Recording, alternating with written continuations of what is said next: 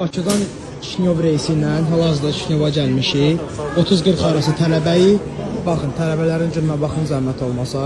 17-18 yaşlı tələbələrdir hər biri. Hər biri yerlə yeksan olubdur hal-hazırda.